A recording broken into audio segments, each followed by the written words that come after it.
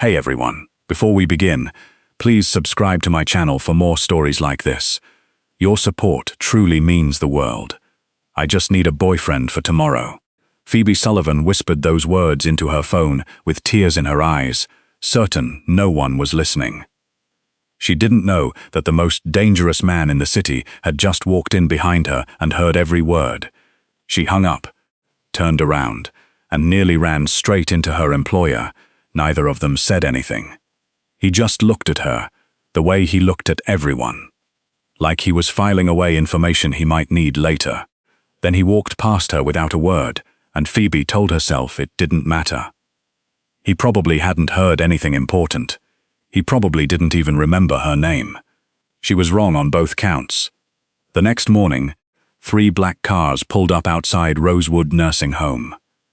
Damien DeMarco stepped out of the first one, straightened his jacket, and walked toward Phoebe like he'd done it 100 times before. He took her hand in his and said, quiet enough that only she could hear, "Sorry I'm late, sweetheart." Phoebe's mind went completely blank. "What are you doing here?" she managed, her voice sharper than she meant it to be. Damien didn't even look at her when he answered. "You said you needed a boyfriend." Her stomach dropped. So, he had heard everything. Before she could figure out what to say next, the doors to the nursing home opened, and her grandmother stood there with one hand on her walker and the biggest smile Phoebe had seen on her in weeks.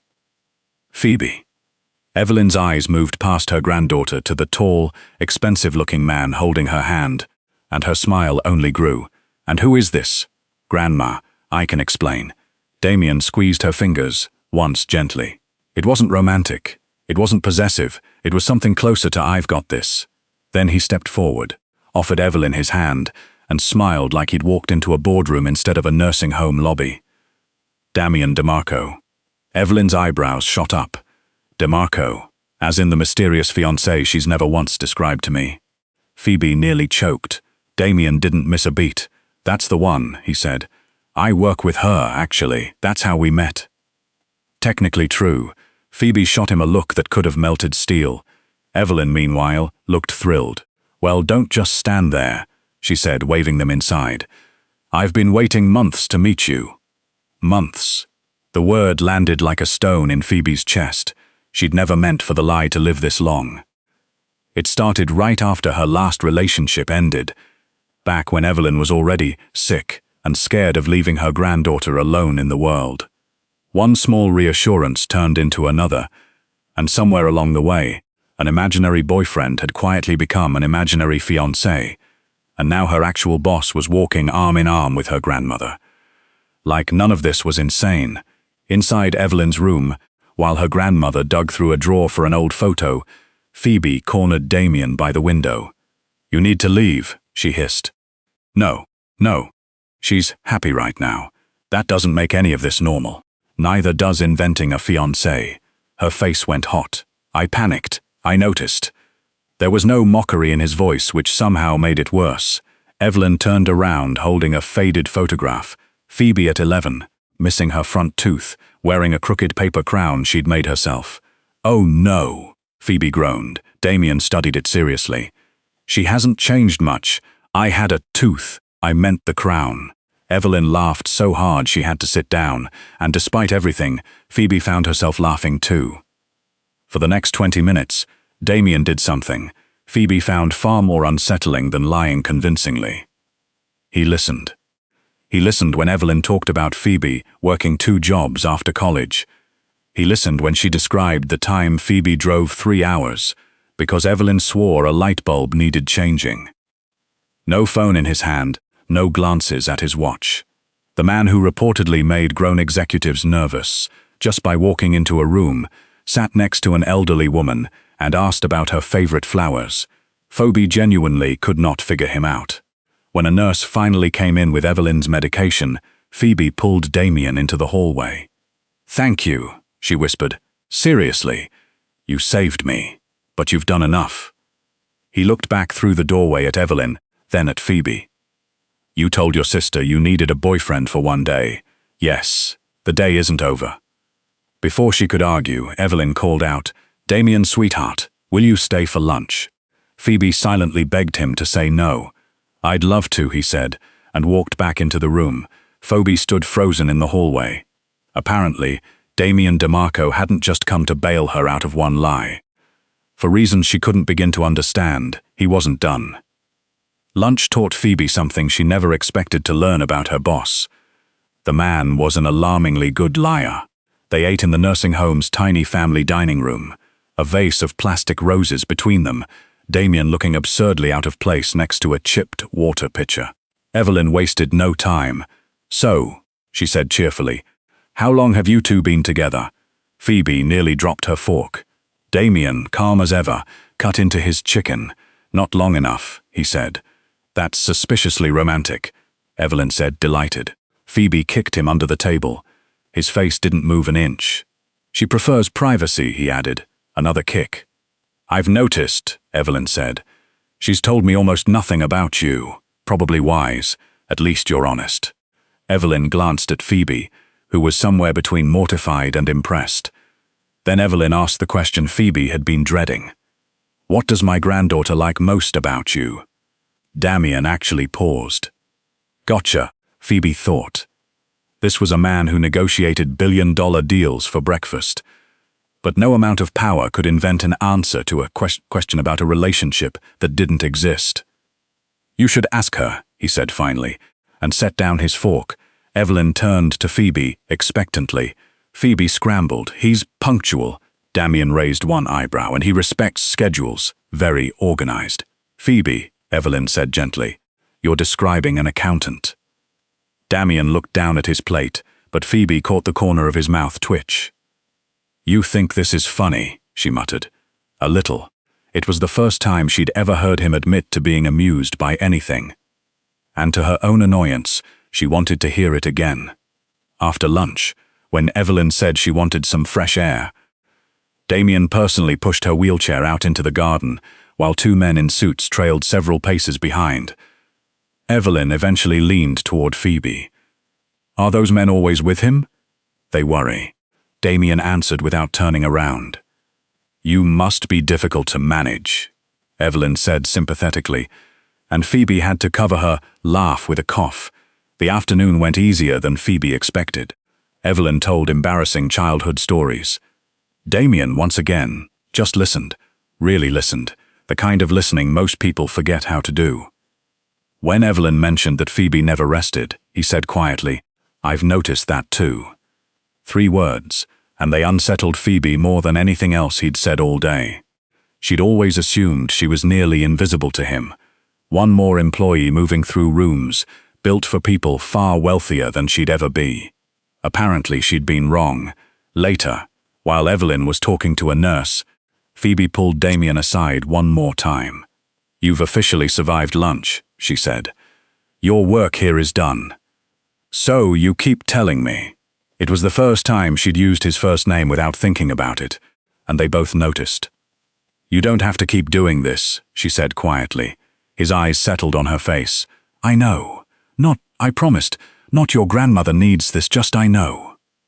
Before she could ask what that meant, Evelyn called them over for a photo. Phoebe stiffened as Damien stepped beside her. "This is unnecessary," she murmured. "Smile."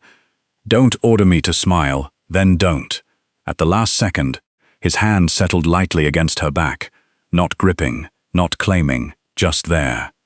Phoebe looked up at him instinctively, and that's the exact moment the photo caught. Not Phoebe smiling at the camera.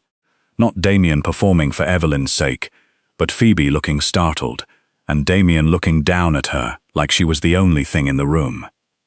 Evelyn studied that photo for a long, quiet moment, a knowing softness in her expression that Phoebe was too flustered to notice. By Monday morning, Phoebe couldn't stop thinking about that photograph. She walked back into the DeMarco estate, determined to restore order. She was an employee. He was her boss. Yesterday had been an extraordinary favor, nothing more. That plan lasted until she walked into the breakfast room and found Damien drinking black coffee. "Your grandmother called me," he said without looking up. Phoebe froze. "What?" "She thanked me for yesterday. Please tell me she didn't ask when you're coming back. She asked what I wanted for dinner on Sunday." Phoebe groaned. You could have told her you were busy. I did. Good, I moved the meeting. Her eyes snapped open. You what? He said nothing else, just went back to his coffee. And Phoebe stood there, trying to understand why a man who guarded his schedule like a fortress had just rearranged it for a woman he'd met exactly 1 day ago. That evening, she found him alone in the library, the same room where he'd first overheard her. Neither of them mentioned it. Why? She asked, setting a stack of books on the table. He looked up. You'll have to be more specific. Why are you still doing this? For once he didn't have an immediate answer. Phoebe noticed. There's something you're not telling me, she said. Silence stretched between them. Then he closed the folder in front of him. My grandmother raised me. Whatever Phoebe expected, it wasn't that. She was the only person in my family who never cared what I became, or what I owned, or what people thought of the DeMarco name, he said, his voice steady but different somehow.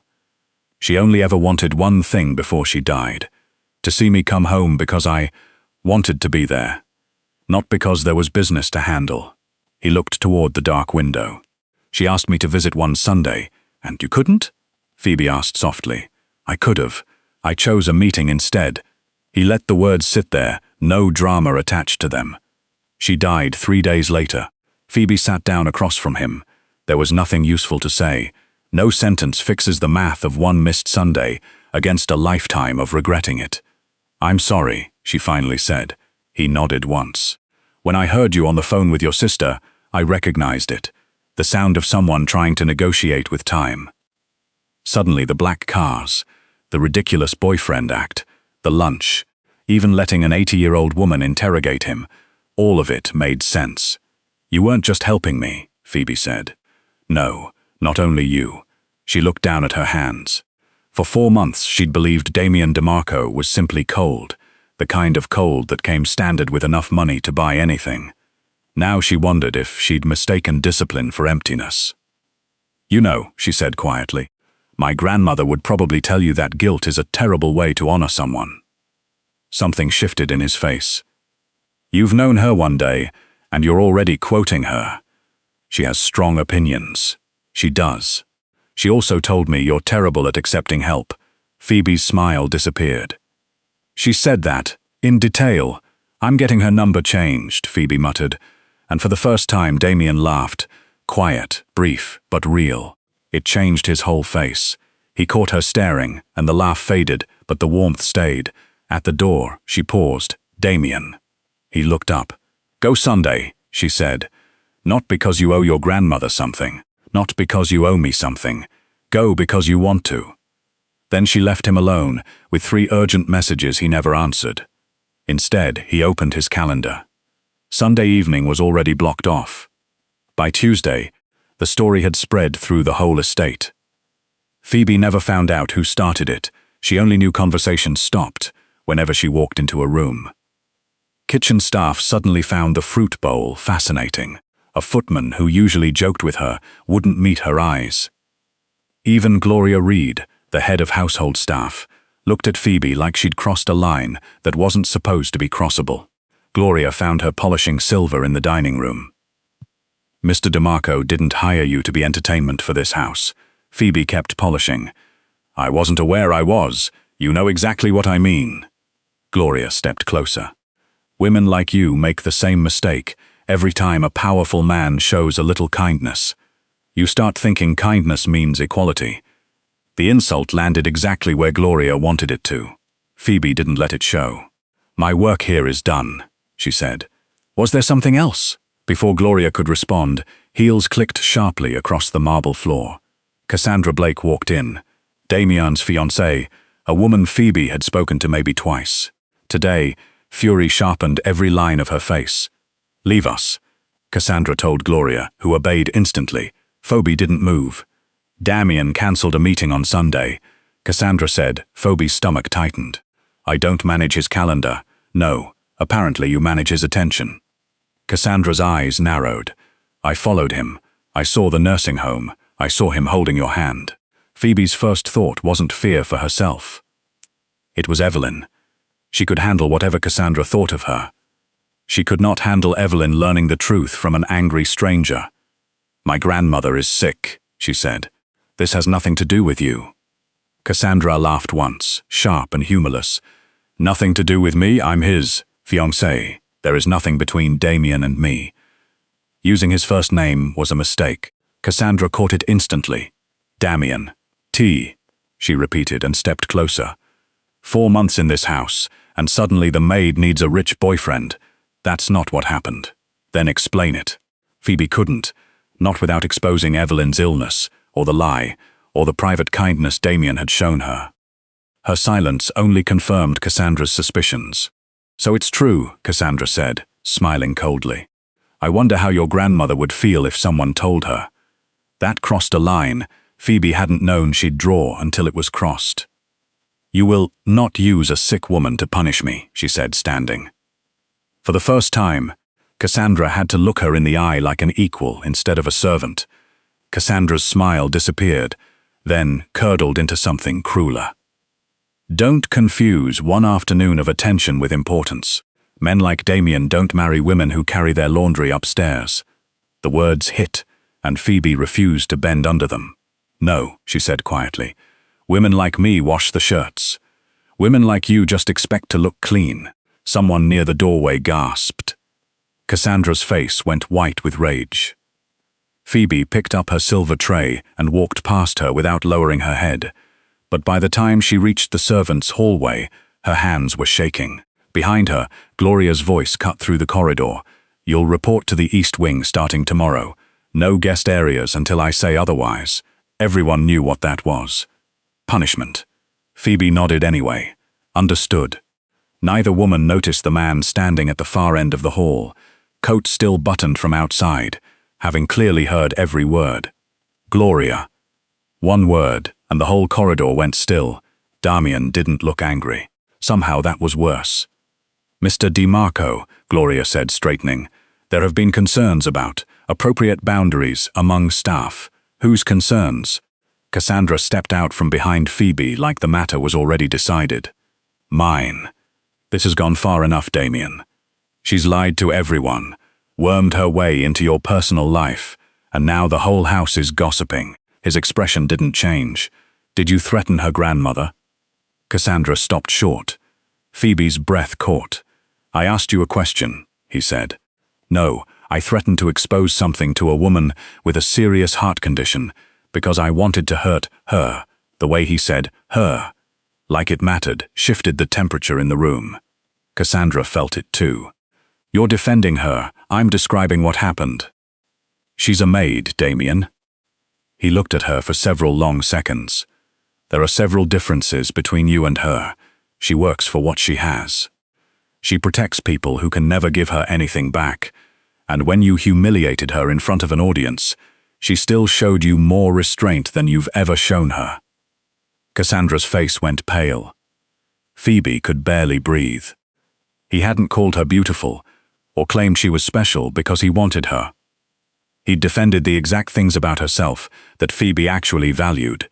Her work, her restraint, her love for her grandmother. "You're humiliating me." "For her, no," Damien said. "Your own behavior did that." Cassandra's eyes went sharp. "I'm your fiancé." His gaze dropped to the ring on her hand. "Not anymore." The corridor went dead silent. "You don't mean that. I don't say things I don't mean. You're ending our engagement over a servant." "No. I'm ending it because I just watched exactly how you treat someone, the moment you think their position makes them powerless." Cassandra stared at him like he'd struck her, though he'd never raised his voice. "This is insane. You'll regret this. I'll take that risk." With trembling hands, she pulled the ring off and set it on a side table, then walked away without another word. The only sound left was her heels fading down the hall. Damien turned to Gloria. "Miss Sullivan will not be reassigned." "Yes, sir. And no one in this house will be punished because someone doesn't like who they talk to outside of work hours. If you have concerns about her performance, document them. If you have concerns about her social life, keep them to yourself." "Understood, Mr. DiMarco." He looked past her to the staff gathered in the hallway. Back to work. The corridor emptied in seconds. Phoebe stayed. So did he. You didn't have to do that, she finally said. Yes, I did.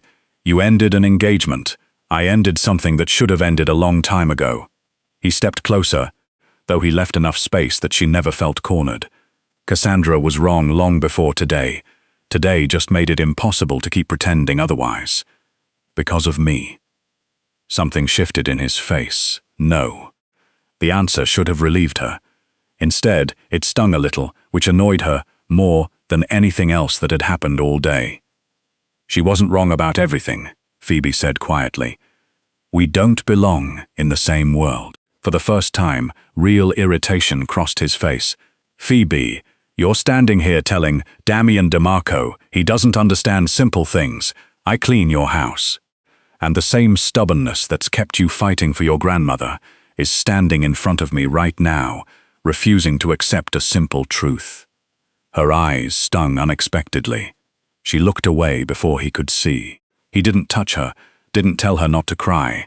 He just stood there until she had herself back together, then picked up the silver tray she'd left behind.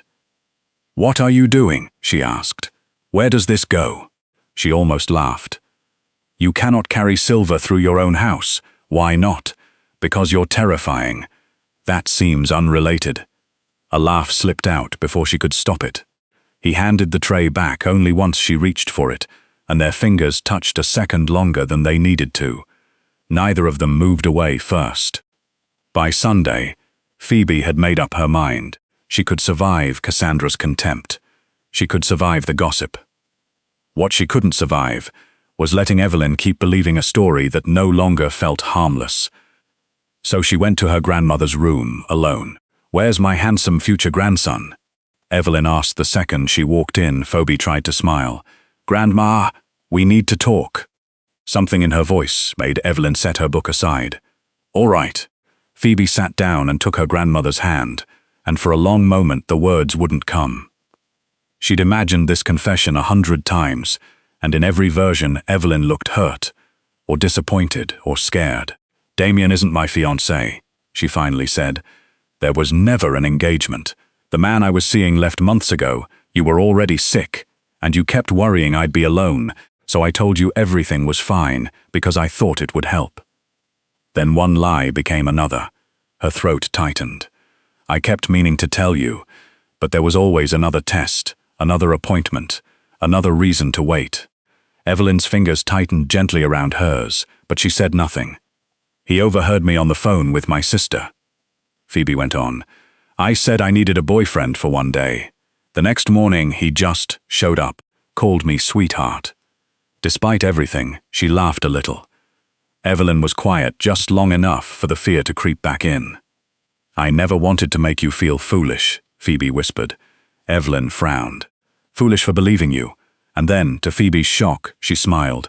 Oh, honey, I knew from the beginning. You what? I may have a bad heart, Evelyn said, but my eyes work just fine. You invented a fiancé months ago and never once produced a photo, a birthday, or even a decent story about where you two met. Phoebe stared at her, speechless. I thought I was protecting you, she finally managed. You were, Evelyn said gently, touching her cheek. In your own ridiculous way. Phoebe laughed through sudden tears. So you knew Damian wasn't my fiancé. The moment I saw him, how? That man had no idea what your favorite dessert was. Evelyn's eyes softened, and you looked at him like you'd found a tiger in the lobby. Phoebe covered her face with both hands. Evelyn's laugh turned gentle. But something else happened, she said. The lie wasn't convincing. The way he looked at you, that part wasn't pretend. Phoebe's heart gave an uneven beat.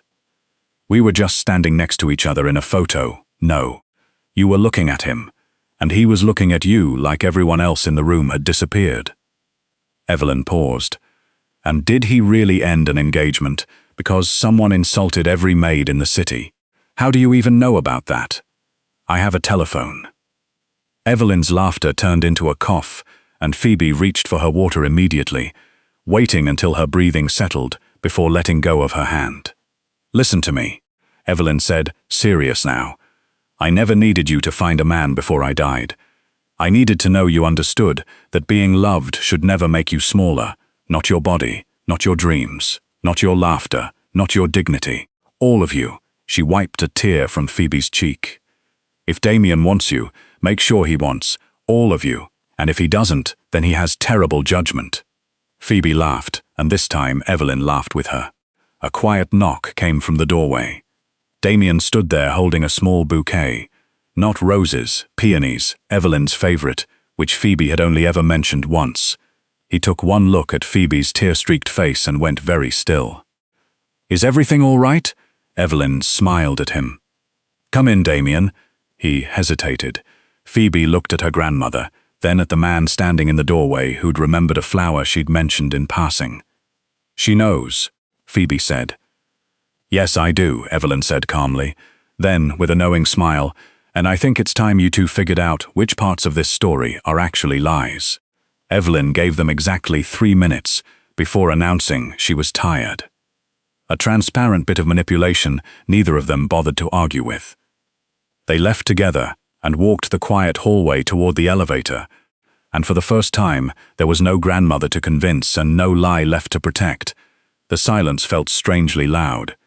"You're free," Phoebe finally said, "from being your boyfriend. I wasn't aware I was holding you hostage. Weren't you?" She laughed despite herself. "You know what I mean. I do." The elevator arrived. Neither of them stepped inside. "Grandma knows, Cassandra knows, half your staff probably knows," Phoebe said. "We don't have to keep pretending." "I know." There it was again, the same 2 words, and this time Phoebe finally understood how much they could hold. "Then why are you still here?" she asked. He went quiet for a moment, and when he spoke, his voice was lower than usual. "The first morning, I came because of your grandmother. I heard your voice break in that library, and I recognized exactly what it felt like to think time was about to run out before you could fix something." Phoebe remembered his own grandmother, the missed Sunday. "After that," he continued, "it stopped being simple. I started noticing when you laughed before you tried to hide it. I noticed you apologize to furniture when you bump into it. I do not.